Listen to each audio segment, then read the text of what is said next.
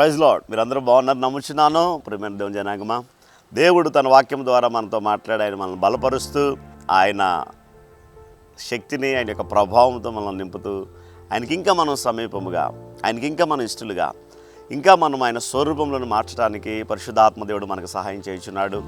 మరి ఈ యొక్క సమయంలో మనము నాకు ఏమీ తెలియదు కానీ నాకు తెలుసు అనే అంశం గురించి మనము ఈ యొక్క సమయంలో వినడానికి ఆశ కలిగి ఉన్నందుకు మీ అందరికీ వందనాలు. మరి మనం గమనించినట్లయితే ఆది కాండములో దేవుడు తను ప్రేమించి తను ఏర్పాటు చేసుకున్న అబ్రహాముని తన స్వజనమును లేదా తన యొక్క ఆ ప్రాంతమునంతటిని కూడా విడిచిపెట్టి నేను చూపించే దేశానికి రమ్మని చెప్పాడు. కానీ ఆ సందర్భంలో అబ్రహాముకి ఏమీ తెలియదు, కానీ ఆయనకు ఒకటే తెలుసు.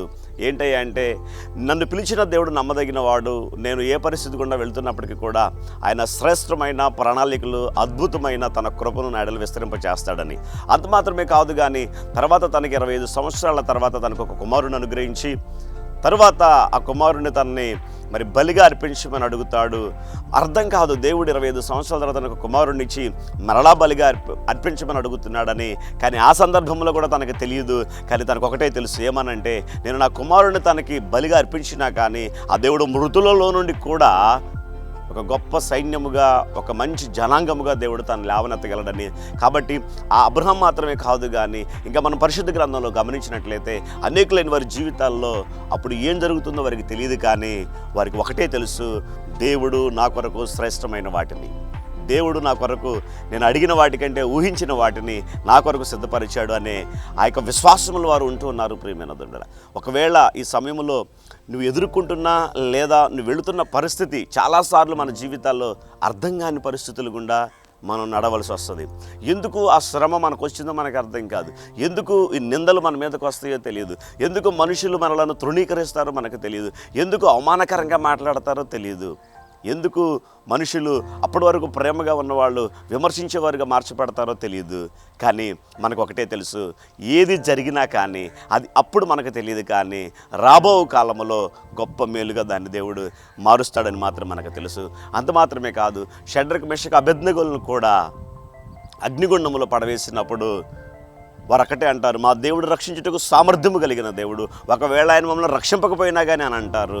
వాళ్ళు అగ్నిగుండంలోకి వెళ్ళారు, అగ్ని వారిని ఏమీ చేయలేకపోయింది, అగ్ని వాసన కూడా తగలలేదు.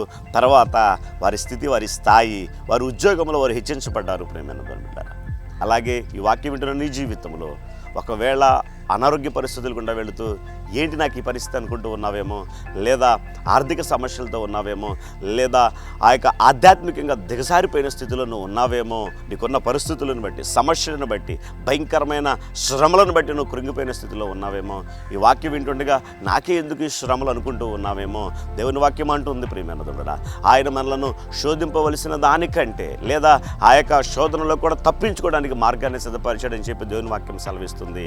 ఇప్పుడు నీకేం అర్థం కాకపోయినా కానీ ఆయన ఎందు విశ్వాసం ఉంచి ఆ కొంచెము కాలము శ్రమలను, ఆ కొంచెము కాలము ఇరుకులను, ఆ కొంచెము కాలము ఆ యొక్క అవమానాలను, ఆ కొంచెము కాలము ఆ తృణీకరించబడిన అనుభవము అది భయంకరంగా ఉంటుంది. కానీ ఆ కొంచెం కాలం ఓర్చుకొని నాకు అర్థం కావట్లేదు ఇప్పుడు ఏం జరుగుతుందో, కానీ నాకు తెలుసు ఏమవుతుందంటే ఇవన్నీ కూడా రాబో కాలానికి మేలుకరంగా దేవుడు మార్చబోతున్నాడని నువ్వు నమ్మిన విశ్వాసములో, నువ్వు ఉంచిన దేవుని ఎడల ప్రేమలో, నువ్వు కలిగి ఉన్న భయభక్తుల్లో విశ్వాసంతో ముందుకు కొనసాగాలని పరిశుద్ధాత్మ దేవుడు నీ నుండి ఆశ కలిగి ఉండి ఈ సమయంలో నీతో మాట్లాడుచున్నాడు. అంత మాత్రమే కాదు, కానీ దేవుని వాక్యం రోమా 8:28 మాట్లాడుతూ ఉంది, దేవుణ్ణి ప్రేమించే వారికి అనగా ఆయన సంకల్పం చొప్పున పిలువబడిన వారికి మేలు కలుగుటకై సమస్తమును సమకూడి జరుగుచున్నవని ఎరుగుదుమని దేవుని వాక్యం సెలవిస్తుంది.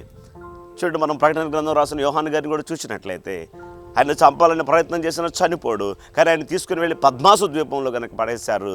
కానీ దేవుడు అక్కడ ప్రకటన గ్రంథాన్ని రాయడానికి దేవుడు సహాయం చేశాడు. అలాగే జాన్ బనీన్ అనే ఒక దైవజనుడు ఉన్నాడు, ఆయన్ని కూడా చెరసాల్లో వేసినప్పుడు అక్కడ యాత్రికుని ప్రయాణం అనే అద్భుతమైన పుస్తకాన్ని రాయడానికి దేవుడు సహాయం చేశాడు.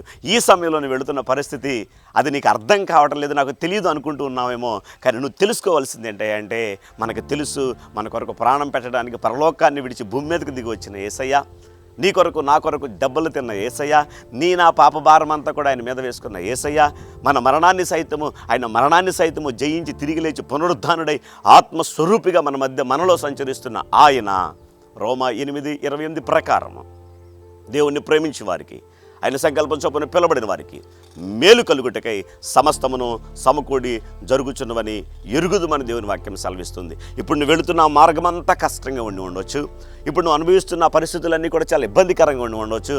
కానీ మనకు తెలియాల్సింది ఏంటంటే, ఇప్పుడు ఇలా పరిస్థితులు ఉన్నాయి, కానీ ఇవన్నిటిని దేవుడు గొప్ప మహిమకరముగా, గొప్ప ఆశీర్వాదకరముగా, గొప్ప దీవెనకరముగా చేయబోతున్నాడు.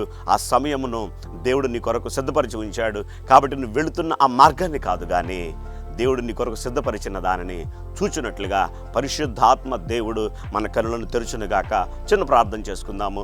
పరిశుద్ధమైన తండ్రి, మీకు వందనాలు, స్తోత్రాలు నాయన. ఇప్పుడు మేము వెళుతున్న పరిస్థితులు మాకు అర్థము కానివి, ఏం జరుగుతుందో మాకు తెలియటం లేదు. కానీ మేము మాత్రం ఒకటే నమ్ముతున్నాము నాయన. మాకు తెలుసు నాయన, మా జీవితంలో ఏది జరిగినా అది నువ్వు అనుమతించింది మేము నేర్చుకోవటానికి, మేము అభివృద్ధి చెందటానికి, మేము ఇంకా అనేకులకు దీవెన కారణంగా ఉండటానికి మాత్రమే మీరు దాన్ని అనుమతించారు ప్రభా. అందుకే రోమా 8:28 మీరు గొప్ప వాగ్దానం చేశారు. వాగ్దానమును మా జీవితంలో నెరవేర్చుటకు నువ్వు సామర్థ్యము కలిగిన దేవుడవు. ఈ వాక్యం వింటున్న వారి జీవితంలో ప్రభా, వారికి ఏం జరుగుతుందో అర్థం కాకపోయినా వారి కొరకు మీరు సిద్ధపరిచిన వాటిని చూచే ఆ కన్నులను తెరవమని సహాయం చేయమని, ప్రతి బిడను దర్శించమని, మీ ఆత్మకార్యాలు జరిగించమని యేసు నామమున ప్రార్థించి స్తుతులతో పొందుకుని నాము తండ్రి, ఆమేన్. God bless you. మరి ఈ యొక్క వాక్యాన్ని ఇంకా మీ ఫ్రెండ్స్కి, స్నేహితులకి షేర్ చేయండి.